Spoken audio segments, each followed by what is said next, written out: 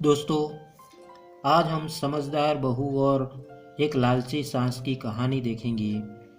तो दोस्तों, एक परिवार में एक माँ, बेटा और बहू रहते थे। बेटे का नाम राजू था, बहू का नाम नंदनी था और औरत का नाम रंजू था। सभी लोग एक परिवार में बहुत ज़्यादा खुश और मिलजुल कर रहा करते थे, क्योंकि बेटे की नई नई शादी हुई थी। क्योंकि जैसा कि आप सभी को पता होगा कि जब नई नई शादी होती है तो उसके घर वाले जो लड़की को बहुत सारे सामान दिया करते थे। और ऐसा आज भी चल रहा है कि जब भी शादी होती है किसी लड़की की तो उसके माँ बाप की तरफ से बहुत सारा सामान मिलता है। राजू की शादी अभी हाल फिलहाल में ही हुई थी। राजू के ससुराल से उसकी पत्नी नंदनी भी बहुत सारा सामान अपने घर लेकर आई थी, जिसे देखकर उसके घर वाले मतलब कि वह औरत रंजू बहुत खुश हुआ करती थी, क्योंकि वह एक प्रकार की लालची औरत थी। उस लालची औरत ने घर में रखे सभी सामान को देखकर बहुत ज़्यादा खुश हुआ करती थी और अपने बेटे तथा बहू से कहती थी कि ससुराल से और भी सामान का डिमांड करो। हालांकि राजू इतना ज़्यादा लालची नहीं था। वह हमेशा अपनी माँ को समझाता और कहता था कि इतना लालच करना अच्छी बात नहीं है। रंजू की बात राजू कभी नहीं मानता था, तो वह अपनी बहू नंदनी को हमेशा कहती थी कि तुम अपने मायके से यह मंगा लो वह मंगा लो, और बहुत सारे सामान मांगने का दबाव डालती थी। कभी लालच देकर कभी कुछ मंगवा लिया, कभी कुछ भी मंगवा लिया, कभी नियम और कानून का रसूल देकर बहुत सारे सामान मंगवाया करती थी। इसी तरह से बहुत दिन तक चलता रहा और रंजू हमेशा अपनी बहू को घर से कुछ न कुछ सामान लाने के लिए कहा करती थी। एक दिन की बात है, नंदिनी गर्भवती हो गई और उसका एक बेटा भी हो गया। बेटा होते ही उसकी माँ मतलब कि राजू की माँ कहती है कि बहू, हमारे यहाँ जब किसी का बेटा या बेटी होती है, मतलब कि पुत्र या पुत्री होता है, तो वह अपने घर से सोने का चम्मच मंगवाया करती है।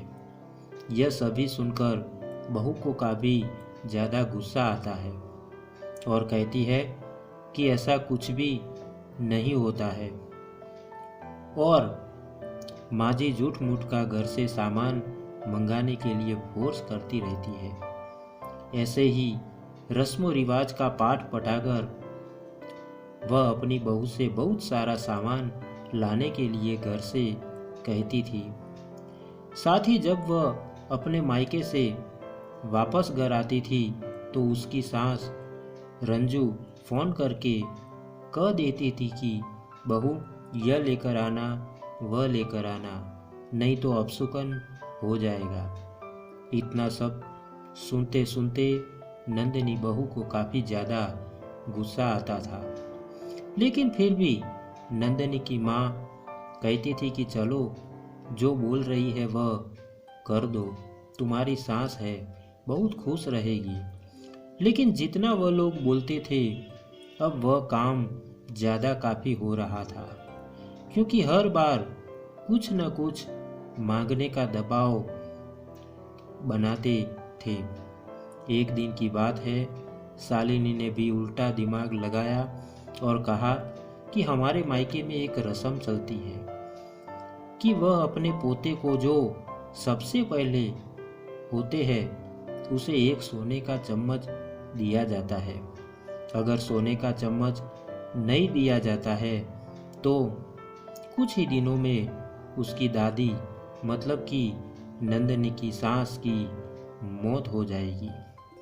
रंजू एक लालची औरत थी, लेकिन वह फिर भी अपनी मौत के डर से कुछ न कुछ सोचने लगी। फिर एक बार अपनी बहू के पास गई और पूछती है कि क्या मैंने ऐसा नहीं किया तो सचमुच में मैं मर जाऊंगी। तभी बहू कहती है कि जी हाँ, मैंने तो ऐसा ही सुना है, लेकिन आगे क्या होता है यह मुझे भी नहीं पता है।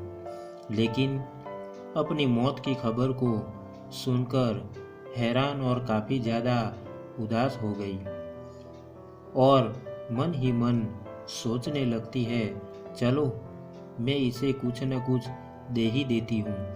फिर वह जाकर अपना पुराना बक्सा खोलती है और उसमें संभाल कर रखा सोने का एक चम्मच निकालकर अपने पोते को दे देती है। रंजू को भी यह बात बिल्कुल समझ में आ गई थी कि हमारी बहू ने उल्टा चाल चली है और मुझे ही फंसा दिया है। आगे से रंजू ने फैसला किया कि आइंदा हम लोग मांगने और मंगवाने वाला कार्य बिल्कुल भी नहीं करेंगे। रंजू ने मन ही मन अपनी गलती मान ली और उससे तौबा कर लिया। वह कभी भी अपने बहू नंदिनी को बिल्कुल भी परेशान नहीं किया अपने मायके से सामान लाने के लिए। तो मित्रों, मैं आशा करता हूँ कि आपको यह कहानी अच्छी लगी होगी। और हाँ, अगर आपको यह कहानी अच्छी लगी है तो एक लाइक और एक शेयर ज़रूर करना दोस्तों। और दोस्तों, चैनल को सब्सक्राइब करना मत भूलना। आपके प्यार को इसी तरह देते रहना, क्योंकि हम आपके लिए इसी तरह की अच्छी और मनपसंद कहानियाँ लाते रहे। तो मित्रों, आज के लिए इतना ही।